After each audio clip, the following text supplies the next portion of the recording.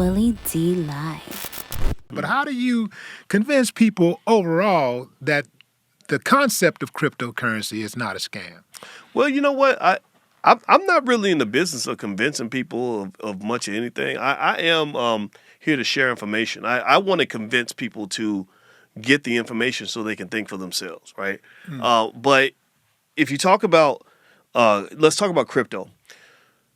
As you mentioned, all cryptos are not equal.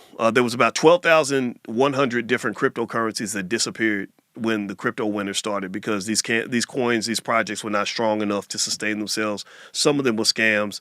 And you've seen some big high-profile situations like FTX, and I think Shaq just got sued over FTX, and it's a $5 billion lawsuit. So just people should understand that's not insignificant. Like and they're talking about relaunching FTX. Did you hear? I know you heard about that. I did hear about that, and they could. Believe it or not, they could pull it off, but I wouldn't touch it. Right, I wouldn't touch it.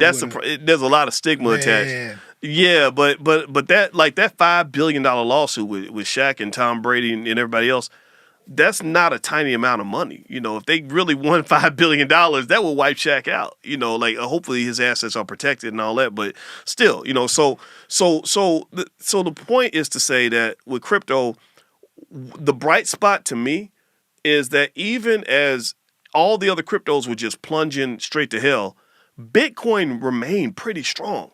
The fact that Bitcoin stayed above 15,000 per coin. Remember, 15,000 was a massive price for Bitcoin just a few years ago. It was unheard of for Bitcoin to hit 15,000, right? So the fact that Bitcoin maintained so much of its value during the crypto winter tells me that once the economy changes, because this too shall pass, economic conditions change all the time, that once things change, the sun comes back out, people start feeling good again about investing, they start coming back outside, so to speak, I think Bitcoin's going to go crazy. I think Bitcoin, so when I'm investing in crypto, I'm hitting Bitcoin and Ethereum. I'm aiming for the quality. I'm not really messing with a lot of coins I don't understand. And the other thing, too, about crypto is I don't put more than 7% of my portfolio in crypto. So people that, you know, put all their money in Bitcoin or something, that's very bad investing because if something does go wrong, you're in trouble. The biggest thing to understand as an investor is you got to understand. It's just like being an NFL football player. You can't play in the NFL without knowing at some point you're going to get hit. At some point, you're going to get hurt. You know, it's going to happen, right? The best you can hope for is that you take a bunch of hits and you win a couple Super Bowls along the way.